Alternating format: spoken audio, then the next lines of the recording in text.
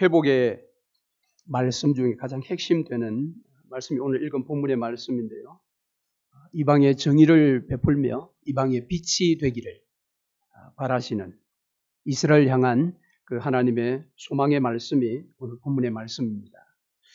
자, 오늘은 이사야서 두 번째 40장부터 66장까지 회복의 말씀을 함께 살펴보겠습니다. 이사야서를 강해한다라는 건 참 설레는 그런 강해입니다. 그런데 이 말씀들을 이제 준비하며 성도들이 많이 이제 구약이고 역사적인 어떤 배경까지 다 함께 다루어야 되기 때문에 많이 힘들어하는 그런 경향이 있는 것 같습니다. 몇 년 전에 에스겔서를 전체 마지막 장까지 다 나누었을 때도 많이 어려웠다라는 이야기가 있습니다. 또 근본에도 이 이사야서를 한다고 하니까 또 다들 어려울 것이다 이렇게 예상들을 많이 한다고 합니다. 그래서 가능하면 좀 간단하게 또 기억에 남도록 그렇게 쉽게 해보려고 합니다. 그래서 지난 시간에도 1장부터 39장까지 이스라엘의 심판, 오늘은 이제 회복에 대한 이야기겠죠. 그 심판에 대한 39장까지의 내용을 여러분들께 나누었는데 여러분이 그 39장까지의 심판에 대한 내용을 가장 잘 기억하기 좋도록 하기 위해서 제가 두 가지 전쟁을 기억하라고 말씀을 드렸어요. 여러분 기억나십니까?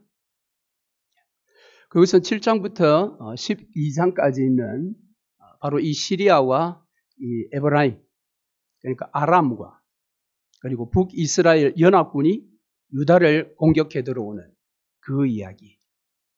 이때 남유다의 왕은 아하스라고 했습니다. 이 연합군들이 공격해 들어올 때에 하나님께서 이 이사야를 통해서 아하스 왕에게 두려워하지 말고 하나님만을 의지해라. 그래서 놀라운 징조의 메시지를 줬죠. 임마누엘이라는 놀라운 그런 징조를 들려주었음에도 불구하고 아하스는 오히려 다른 큰 제국 아수르를 의지했다. 그것이 이제 첫 번째 전쟁에 대한 간략한 이야기고요. 그 다음 두 번째는 36장부터 39장까지 나오는 이 히스기야 때에 이 아수르 산헤립이 공격해 들어왔던 전쟁의 이야기가 또 하나 있다고 했습니다. 그런데 이 아수르가 공격해 들어왔을 때는 아하스가 연합군을 맞이했을 때보다 더 어려운 상황이었습니다. 하나님을 의지하기가 더 힘든 상황이었지만은 히스기야는 하나님을 의지해서 아수르 군대를 물리치게 된 그런 이야기가 바로 두 번째 전쟁 이야기입니다.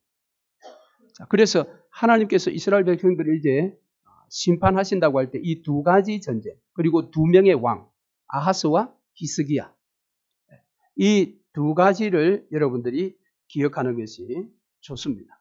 왜 그러면 이 두 가지 전쟁이 일어났느냐라고 원인을 물으면 지난주 말씀드렸던 이사야 1장에 나오는 이스라엘 백성들의 그 세 가지의 큰 죄 때문이다.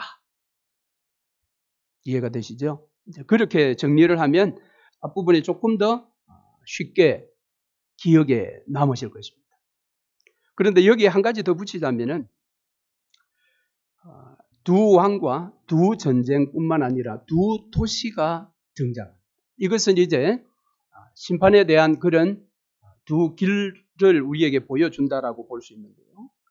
자, 여러분 그 이사야 24장으로 한번 가보시죠. 이사야 24장 11절입니다. 이사야 24장 11절. 자, 두 도시가 등장하는데 24장에는 멸망의 도시를 이야기를 합니다. 24장 11절. 포도주가 없으므로 거리에서 부르짖으며 모든 즐거움이 사라졌으며 땅의 기쁨이 소멸되었도다. 또 하나의 도시는 25장으로 갔어요. 25장 5절 말씀부터 8절 말씀까지 한번 보겠습니다. 마른 땅에 폭양을 재함같이 주께서 이방인의 소란을 그치게 하시며 폭양을 구름으로 가림같이 포악한 자의 노래를 낮추시리이다. 만군의 여호와께서 이 산에서 만민을 위하여 기름진 것과 오래 저장하였던 포도주로 변회를 베푸시리니 곧 골수가 가득한 기름진 것과 오래 저장하였던 맑은 포도주로 하실 것이며 또 이 산에서 모든 민족의 얼굴을 가린 가리개와 열방 위에 덮인 덮개를 제하시며 사망을 영원히 멸하실 것이라. 주 여호와께서 모든 얼굴에서 눈물을 씻기시며 자기 백성의 수치를 온 천하에서 제하시리라. 여호와께서 이같이 말씀하셨느니라. 아멘. 그러니까 하나님께서는 지금 이 심판의 39장 1부에서도 그들이 죄를 지었을 때는 멸망의 도시로 이렇게 떨어지지만 그들이 회개하고 돌았을 때에는 이처럼 사망이 멸하는 그리고 영원한 즐거움과 기쁨만이 있는 그런 도시로 바뀔 것이다. 이것이 24장과 25장의 또 두 가지의 대비된 그런 도시의 이야기입니다. 이게 바로 우리의 삶을 이야기하는 거죠. 그래서 여러분 신앙생활에 있어서는 중간지대가 없습니다. 중간지대가 없어요. C.S. 루이스라는 그런 분은 우주에는 중립지대가 없다. 그런 말을 했다고 합니다. 그렇습니다. 우리 신앙생활하는 성도의 삶에는 중립지대가 없습니다. 불가능 속에서도 하나님을 의지하며 신뢰함으로 말미암아 이런 사망하는 그리고 기쁨이 충만해 있는 이 도시의 시민이 될 것이냐 아니면 신뢰하는 데 실패해서 영원히 추락하여 사망이 왕노릇하는 멸망의 도시의 시민이 될 것인가. 지금 이사야 선지자는 범죄한 이스라엘 그러니까 남유다 백성들에게 그것을 지금 요구하고 있습니다. 지금 이사야가 활동하던 이 시대에는 팔레스틴 지역이 역사적으로 보면 아주 격동기가 일어나는 그런 시절이었습니다. 남쪽의 애굽은 원래 전통적인 강호였습니다. 전통적인 그런 제국이었고요. 이제 북쪽에서 아수르가 내전을 다 잠재우고 이제 상아시아의 주인이 되기 위해서 드디어 나라를 이 팽창시키는 그런 시기가 8세기입니다. 그러니까 남쪽에서는 애굽이, 북쪽에서는 아수르가, 그 중간에 틈바구니에 끼어 있는 것이 북이스라엘과 남유다입니다. 이런 8세기의 격동기의 어떤 시대가 왔을 때에 남유다와 북이스라엘은 그야말로 최고의 때를 보내고 있었습니다. 여러분 나누어 드린 이 족보를 보시면은 그 당시에 북이스라엘은 13대 왕인 여로보암 2세 때, 여우 왕조의 이 여로보암 2세 때에 북이스라엘의 200년 역사 가운데 최고의 전성기를 보내고 있었습니다. 국방력도 최고였고 경제력도 최고였고요. 뿐만 아니라 이 영토 역시도 굉장히 확장시켜 나갔습니다. 이 여로보암 2세 때에. 그리고 남유다도 우시아 때에 우시아가 52년을 통치하면서 이때에 남유다도 최고의 경제적인 부흥기와 또 영토 역시도 확장시켜 나가는 그래서 남쪽과 북쪽 전체가 솔로몬 시대 때에 그 누렸던 영토를 거의 다 회복하는 그런 때였습니다. 그런데 그렇게 하면 뭐합니까? 두 나라가 조그만한데 제국들이 북쪽과 남쪽에서 이제 압박해 올 때 그들은 과연 이 위기를 어떻게 돌파할 것인가? 마치 오늘날 우리 한국 고국이 처해 있는 상황과 비슷하지 않겠습니까? 중국을 택할 것인가? 미국을 택할 것인가? 뭐 이런 입장과 같이 이 남유다와 북이스라엘. 당연히 북이스라엘은 그 당시에 최고의 제국, 초강대국이 누구일까를 생각하며 줄타기를 했겠죠. 그런데 안타깝게도 남유다 역시 그런 줄타기를 하게 되었는데 대표적인 왕이 바로 아스 왕입니다. 12대 왕 아스. 이제 이때에 이사야가 활동하고 있었으니 이사야의 마음이 얼마나 탔겠어요. 그럼에도 불구하고 아하스는 그 당시에 국가의 위기를 하나님을 선택하는 믿음을 선택하지 아니하고 어떤 외세의 힘을 빌어서 그 문제를 해결해 보려고 애를 썼던 그런 악한 왕이었습니다. 자, 그럴 때에 하나님께서 이사야를 통해서 주신 말씀은 이사야 7장 9절 말씀을 한번 읽어보십시다. 이사야 7장 9절. 지금은 앞부분 조금 복습을 하는 시간입니다. 7장 9절입니다. 에브라임의 머리는 사마리아요, 사마리아의 머리는 르말리아의 아들이니라. 만일 너희가 굳게 믿지 아니하면 너희는 굳게 서지 못하리라 하시니라. 건국 이래 최대의 위기 앞에 놓인 이 유다에게 이사야가 준 말씀은 너희가 굳게 믿으라. 여호와 하나님을 끝까지 신뢰하라는 것. 어떤 불가능 속에서도 하나님을 굳게 신뢰하면 너희들이 굳게 설 것이다. 여러분, 이것이 정답 아닙니까? 이것이 해답입니다. 그런데 이것은 2800년 전에 그때만 해답이 아니라 오늘 우리 시대에도 이 이사야 7장 9절의 말씀은 동일한 해답인 것을 우리가 알아야 합니다. 그것을 믿어야 합니다. 2800년의 세월을 뚫고 오늘 코로나 이후의 고난 속에 빠져있는 우리의 삶 가운데서도 주님은 이 말씀으로 동일하게 도전하고 있습니다. 너희가 굳게 믿지 아니하면 너희는 굳게 서지 못하리라. 어떤 불가능 속에서도 하나님을 끝까지 신뢰해야 할 것입니다. 자, 아하스는 이렇게 신뢰하지를 못했는데, 이렇게 직접적인 해답을 주었는데, 근데 히스기야는 여호와를 신뢰했지요. 물론 히스기야의 출발은 친애굽 정책이었습니다. 왜냐하면 아버지 아하스가 워낙 친아수르 정책을 써가지고 종교적으로나 정치적으로 많은 어려움을 가져왔기 때문에 처음에는 친애굽 정책을 펴다가 급기야 아수르의 이제 공격 앞에서 그가 선택의 순간에 바로 여호와의 말씀을 그가 붙들게 됩니다. 그래서 그가 아수르의 그 18만 5천 명의 대군을 물리치고 말았지요. 그리고 이제 얼마 있지 않아서 이 히스기야에게 죽을 병이 생기지 않습니까? 그때 그가 하나님 앞에 전심으로 기도합니다.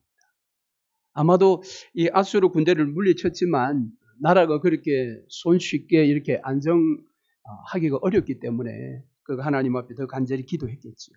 개인의 어떤 욕심은 분명히 아니었을 것입니다. 그런데 하나님께서 3일 만에 놀랍게 응답을 해주셔서 15년의 그런 시간 연장을 얻게 됩니다. 그러니까 이 히스기야는 지금 상태는 영적으로 최고의 어떤 고조된 상태입니다. 그렇죠? 역사적으로 전쟁에 있어서 하나님의 도움으로 승리했던, 또 개인적으로는 영적인 강력한 그 체험을 하게 되는 영적으로 가장 고조된 상태에 있는 그때였습니다. 그런데 이 히스기야가 죽을 병에서 살아났다라는 이야기를 그 당시에 이제 신흥 강국으로 막 떠오르고 있었던 바벨론의 이 무로닥 발라딘이라는 왕이 이 소식을 듣고 축하 사신을 보내게 됩니다. 그래서 바벨론에서 사신이 왔을 때에 이때 히스기야가 실수를 하게 됩니다. 그가 예루살렘에 있는 모든 것들을 다 오픈해 버립니다. 하나도 남김없이. 그때 이사야가 이런 예언을 하죠. 39장으로 한번 가보십시다. 이사야 39장 5절 이하의 말씀. 이사야 39장 5절 이하의 말씀 8절까지 보겠습니다. 이사야가 히스기야에게 이르되 왕은 만군의 여호와의 말씀을 들으소서. 보라, 날이 이르리니 내 집에 있는 모든 소유와 내 조상들이 오늘까지 쌓아둔 것이 모두 바벨론으로 옮긴 바 되고 남을 것이 없으리라. 여호와의 말씀이니라. 또 내게서 태어날 자손 중에서 몇이 사로잡혀 바벨론 왕궁의 환관이 되리라 하셨나이다 하니 히스기야가 이사야에게 이르되 당신이 이른바 여호와의 말씀이 좋소이다 하고 또 이르되 내 생전에는 평안과 견고함이 있으리로다 하니라. 이사야가 지금 히스기야에게 실수했다라는 겁니다. 그래서 당신이 보여준 모든 것은 바벨론이 다 가져갈 것이고 당신의 후손들은 바벨론에 끌려가서 환관이 될 것이다.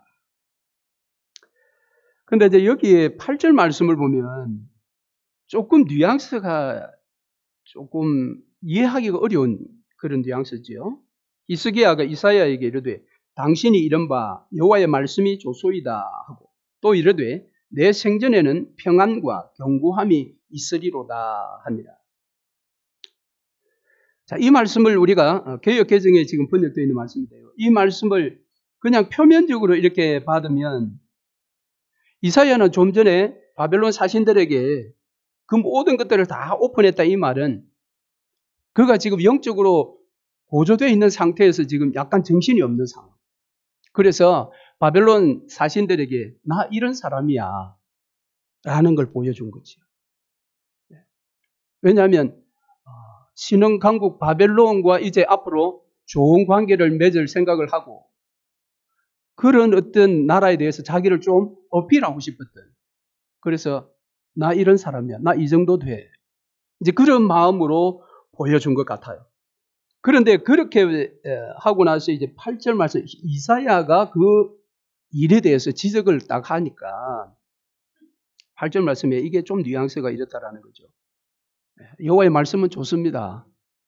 그런데 내 생전에는 그 일이 일어나지 않으니까 하나님의 심판이 일어나지 않으니까 나는 상관없습니다. 이런 뉘앙스로 이게 보여진다라는 겁니다. 즉 나만 아니면 돼. 근데 과연 그런 이사야의 말이냐라는 거죠. 그래서 이 8절 말씀을 학자들은 부정적으로 해석하는 사람도 있고 긍정적으로 해석하는 사람도 있습니다. 부정적으로 해석하는 사람 방금 말씀드렸죠. 나만 아니면 돼. 이겁니다. 그러나 이것을 긍정적으로 보는 해석은 무엇인가 하면 여기에 당신이 이른바 여호와의 말씀이 좋소이다 이 말은 하나님 말씀이 옳습니다. 내가 실수했다라는 거예요. 그러면 내가 지금 실수했으면 하나님이 지금 나를 당장 심판을 해야 되는데 내 대회 때는 심판을 하지 않고 그 다음에 하겠다고 하니까 하나님의 그 자비의 사랑이 너무 감사하다라는 겁니다. 그래서 표현이 이렇게 나간 것입니다. 여러분은 어느 쪽이 맞을까요?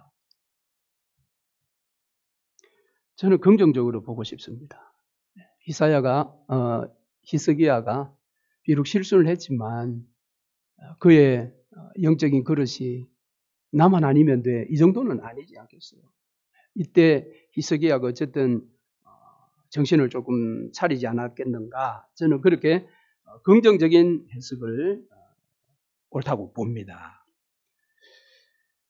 자, 그러면 여러분 지금 39장의 이 히스기야에 대한 메시지는 절망의 메시지입니다. 그런데 38장에서는 희망의 메시지를 줬죠. 왜냐하면 15년 연장이라는 그 말씀을 주셨기 때문에. 자, 38장 7절을 한번 볼까요? 38장 7절 같이 읽겠습니다. 이는 여호와께로 말미암는 너를 위한 징조이니 곧 여호와께서 하신 말씀을 그가 이루신다는 증거입니다.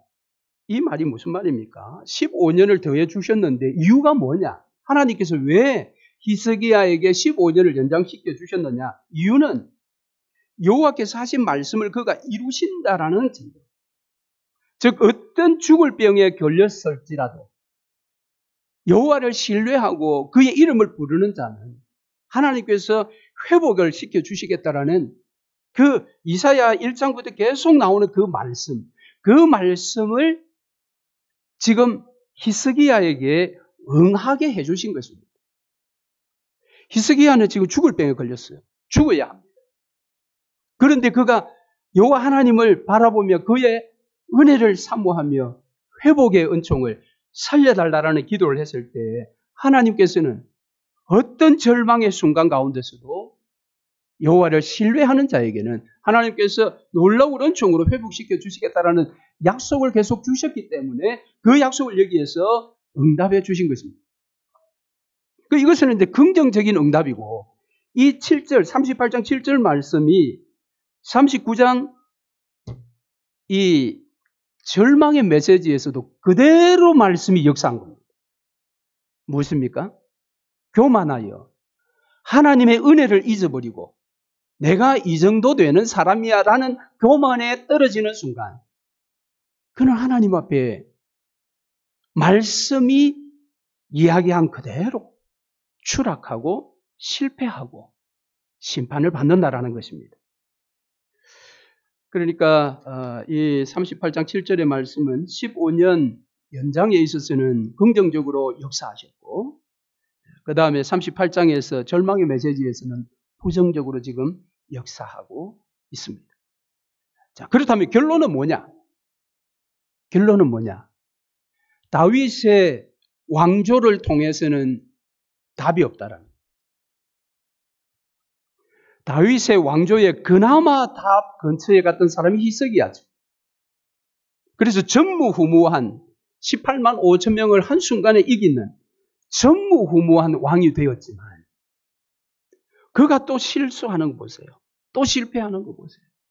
그러니까 다윗 왕조의 왕으로서는 이스라엘을 구원할 수가 없다라는 거예요. 그래서 다윗 왕조의 혈통이 아닌 하나님의 어린 양이라는 놀라운 메시아가 이제 40장부터 등장하는 것입니다.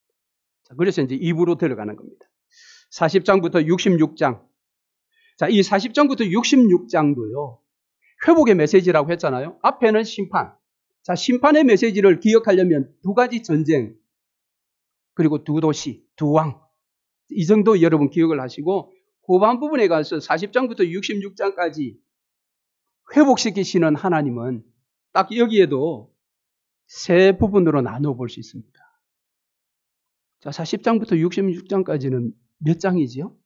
다 합치면? 27장. 구약이 39권. 그래서 1부가 39장까지. 2부는 신약과 같이 회복의 메시지 27장이라고 했죠. 그런데 후반 부분에 세 부분으로 나누어 볼 수 있는데 딱 9장씩.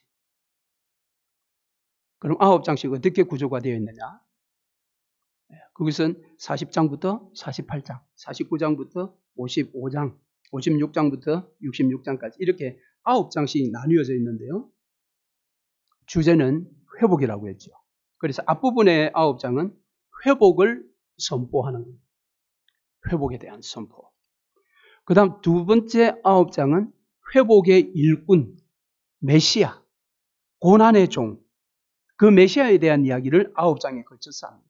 그 다음 끝부분 9장은 회복의 비전입니다. 회복이 일어났을 때에 이 땅에 이스라엘 가운데 어떤 일이 일어날 것인지를 이야기를 합니다. 자, 이것이 제2부 40장부터 66장까지입니다. 그러니까 1장부터 39장까지는 때리시는 하나님, 40장부터 66장까지는 싸매시는 하나님. 싸매시는데 어떻게 되어 있다고요? 회복을 먼저 선포하고, 회복의 일꾼을 소개하고, 회복의 비전 그림을 보여주는 겁니다. 자, 되셨나요? 예, 그러면 이사야 전체 66장에 대한 전체적인 어떤 큰 그림을 여러분들이 다 아마 머리에 들어왔을 것입니다. 다음 주부터 이제 한 15회에 걸쳐서 66장 전체의 어떤 그 큰 주제별로 내용을 살펴볼 때 그때 조금 더 자세하게 살펴보도록 하겠습니다. 오늘 이제 큰 메시지인데 조금만 더 이 9장 세 부분을 잠깐 한번 살펴보고 마치겠습니다. 먼저 40장부터 48장까지는 39장까지의 분위기와 완전 다른 이야기를 한다는 겁니다.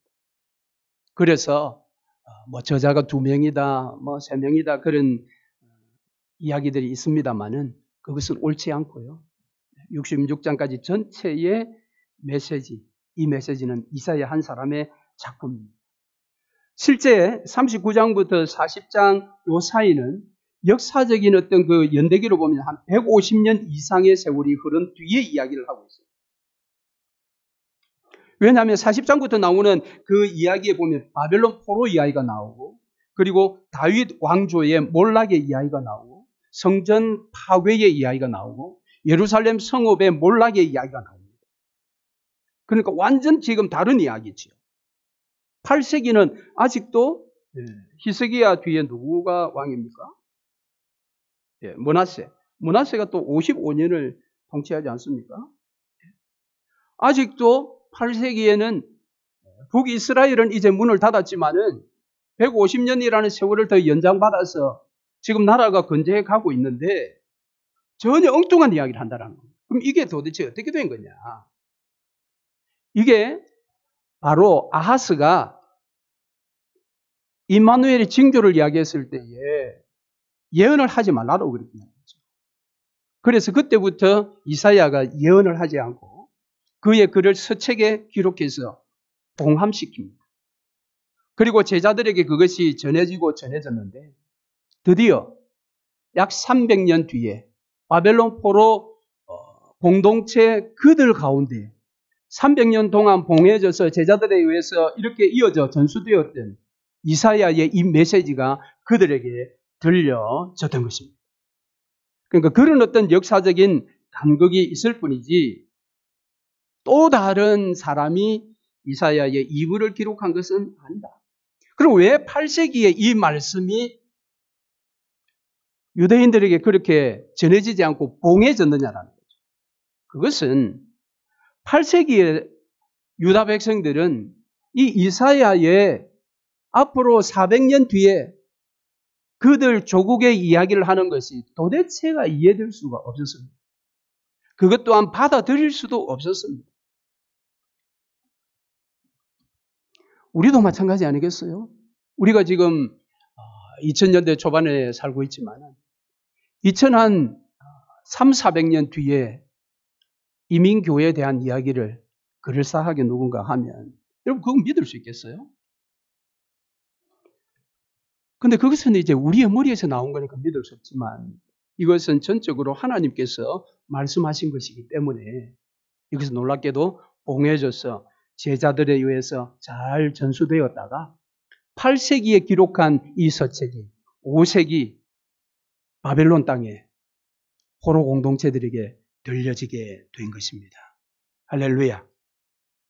그래서 42장 18절 이사야 42장 18절 이런 말씀을 합니다. 너희 귀 머거리들아 들어라. 너희 소경들아 밝히 보라. 42장 23절에 너희 중에 누가 이 일에 귀를 기울이겠느냐? 누가 장례사를 삼가 듣겠느냐? 이사야를 부르실 때 이사야 6장에 보면 하나님께서 이사야에게 소명을 주면서 이렇게 이야기를 하시죠. 가서 이 백성에게 이르기를 너희가 듣기는 들어도 깨닫지 못할 것이요 보기는 보아도 알지 못하리라 하여 이 백성의 마음을 둔하게 하며 그들의 귀가 막히고 그들의 눈이 감기게 하라. 염려하건대 그들이 눈으로 보고 귀로 듣고 마음으로 깨닫고 다시 돌아와 고침을 받을까 하노라 하시고 지금은 그들이 심판을 받아야 할 때입니다. 그런데 이사야가 너무 탁월하게 말씀을 잘 전하면 그들의 막혔던 눈이 감겨졌던 눈이 띄어질 수 있고 막혔던 귀가 뚫릴 수 있습니다. 그렇게 하지 말라는. 왜? 지금은 징계의 때니까. 징계의 때니까. 그런데 이제는 바벨론 공동체에게는 뭐라고 이야기를 합니다. 너희 귀머거리들아 들어라. 너희 소경들아 밝히 보라. 그랬습니다. 너희 중에 누가 이 일에 귀를 기울이겠느냐? 누가 장례사를 삼가 듣겠느냐? 즉 포로 공동체에는 들으라라고 말합니다. 보라고 말합니다. 죄에 대한 심판으로 듣지도 못하고 보지도 못하는 상태에 있었던 그들에게 이제 하나님께서 회복의 메시지를 주면서 이제는 너희가 들으라. 이제는 보라고 합니다. 이제는 하나님께서 말씀이 선포되는 그때에 그들로 하여금 듣게 하실 것입니다. 그들로 하여금 보게 하실 것입니다. 이 말씀이 그들에게 얼마나 큰 위로가 될까요? 들어도 알 수가 없고 보아도 볼 수 없는 그런 영적인 암흑 가운데 있는 이들에게 이사야가 하나님께서 말씀하시기를 이제는 들어라, 이제는 보라, 이제는 백성들이 돌아오게 될 것이다. 할렐루야. 그 이야기를 이제 9장에, 후반 부분 9장에 걸쳐서 이야기를 합니다. 그 다음 49장부터 55장까지는 회복의 종, 즉 고난의 종, 메시아의 사역과 그 회복에 대한 이야기를 합니다. 다윗의 왕조로서는 이제 실패하였습니다. 새로운 메시아, 하나님의 어린 자, 즉 전반기에서 이사야가 아하스에게 들려주었던 그 임마누엘이라는 그 놀라운 메시아, 바로 그분이 드디어 사역을 하실 것이다 라는 겁니다. 그래서 하나님께서 새로운 메시아를 등장시키신 것은 당시 아수르나 바벨론이라는 어떤 제국이 아니라 하나님의 어린 양이었다. 그 어린 양은 고난을 통하여, 희생을 통하여 그들을 회복시켜 놓으실 것이다. 그래서 이 새로운 시대가 이미 시작되었다라는 겁니다. 그리고 이제 너희는 예루살렘으로 돌아올 것이요, 그리고 예루살렘에 하나님의 나라가 임하는 것을 너희들이 보게 될 것이다. 하나님의 나라가 임할 때에 열방이 그것을 보게 되고 그들이 너희에게로 나올 것이다. 할렐루야. 그래서 보지 못하고 듣지 못하는 이들의 귀와 눈이 열리게 되는 그것을 이사야는 40장에서 놀라운 말을 하는데요. 40장 6절로 한번 가보십시다. 이사야 40장 6절, 7절, 8절 같이 읽습니다. 말하는 자의 소리여 이르되 외치라. 대답하되 내가 무엇이라 외치리까 하니 이르되 모든 육체는 풀이요 그의 모든 아름다움은 들의 꽃과 같으니 풀은 마르고 꽃이 시들면 여호와의 기운이 그 위에 불미라. 이 백성은 실로 풀이로다. 풀은 마르고 꽃은 시드나 우리 하나님의 말씀은 영원히 서리라 하라. 할렐루야. 그러니까 너희들이 들으라, 보라, 이 말은 달리 말하면 하나님의 말씀을 붙들라라는 것. 소망을 잃어버리고 바벨론 땅에서 포로 생활을 하고 있는 그들에게 너희들은 하나님의 말씀을 붙들라라는 것. 이사야가 하나님께서 죽는다라고 선언을 했던 그 죽음 앞에서도 그가 하나님 앞에 간절히 기도했을 때에 하나님을 신뢰하며 간구했을 때 그의 생명이 다시 살아난 것처럼 마른 뼈와 같은 너희들도 다시 살아나게 될 것이다. 그러니까 세상의 풍요의 신에 속지 말고 여호와의 말씀을 붙들어라. 여호와의 말씀을 붙들어라.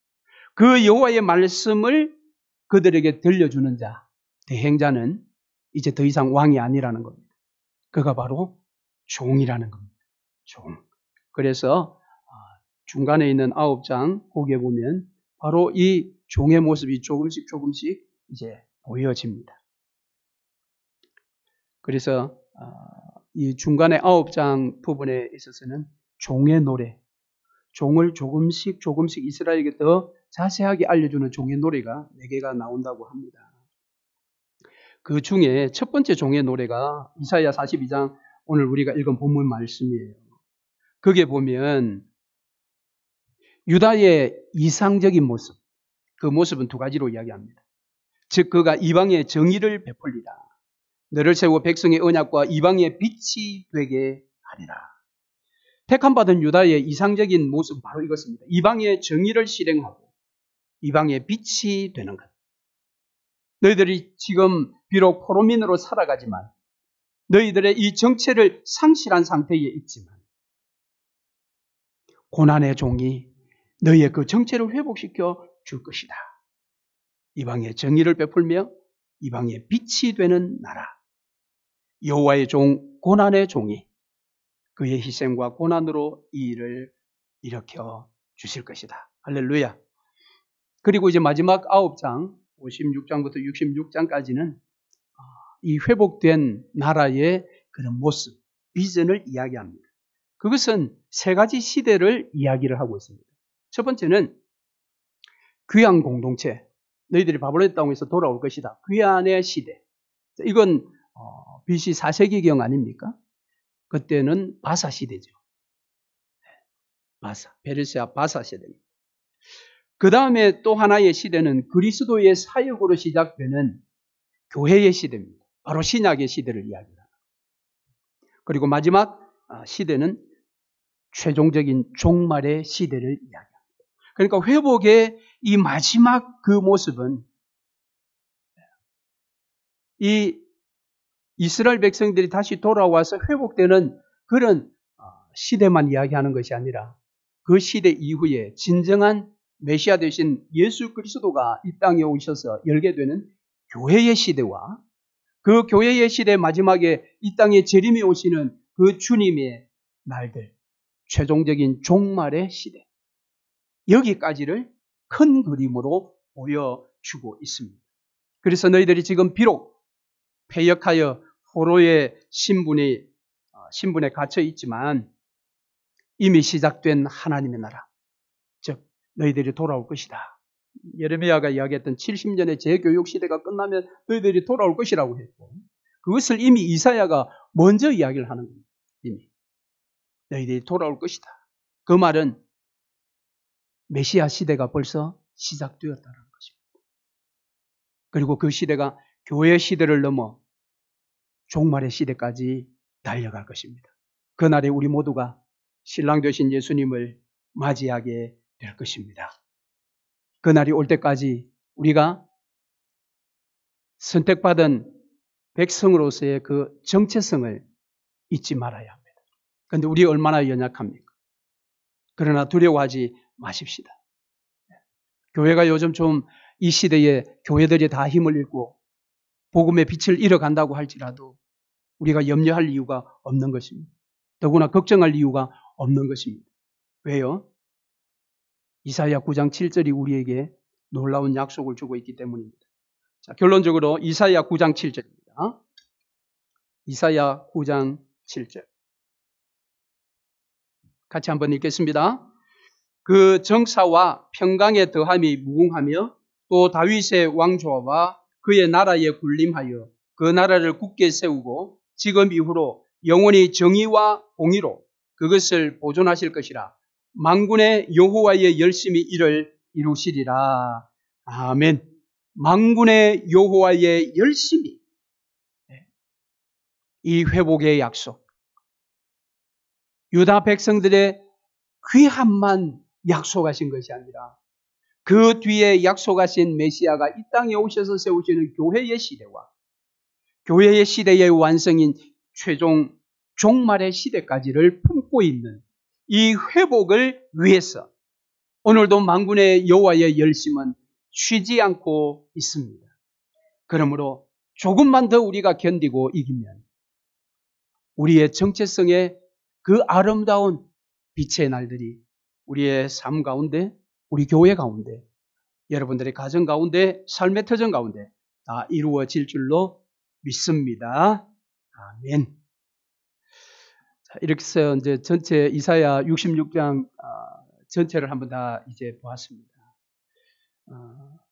그래도 여러분 어려웠을지 모르겠습니다. 어쨌든 앞부분 일부 1장과 39장은 두 왕과 두 전쟁, 두 도시, 그것을 여러분 꼭 기억을 하시고, 또 후반 부분은 회복은 세 부분. 회복을 먼저 선포하고 회복을 일으켜줄 일꾼을 소개하고 회복이 일어났을 때의 그 아름다운 비전의 그림을 보여주는, 그것이 이사야 1장부터 66장 전체의 이야기입니다. 물론 여기에 하나님의 막대기 제국이 둘 등장하지요. 그래서 앞부분 1부에서는 아수르가 막대기로 등장하고, 그리고 막대기로서 버림받고, 그 다음 40장부터는 바벨론이 막대기로 등장하죠. 그렇죠? 바벨론 포로로 끌려가니까. 그리고 바벨론도 70년에 이제 수명을 다하고 이스라엘이 돌아올 때, 그때는 바벨론 수명이 끝나고 바사 페르시아가 이스라엘 백성들을 돌려보내주지. 그러니까 66장 전체에 보면 그들이 늘 눈치를 보고 그들이 늘 어떻게 하면 좀 한번 협력해서 나라를 보존해 볼까 했던 그 두 제국, 아수르도 그들 시대에 막대기로 쓰임받을 때는 강력한 제국 같았으나 하나님의 그 뜻이 이루어진 다음에 그들은 가차없이 버려졌어요. 아수르도 버려졌고 바벨론도 버려졌습니다. 이후에 로마나 헬라 모든 제국들은 하나님의 막대기일 뿐입니다. 그래서 그들을 두려워할 이유가 없는 것입니다. 이 말씀을 여러분 기억하시고 또 한 주간 믿음으로 승리하시기를 바랍니다. 이 시간 우리 찬송 한 장 하겠습니다.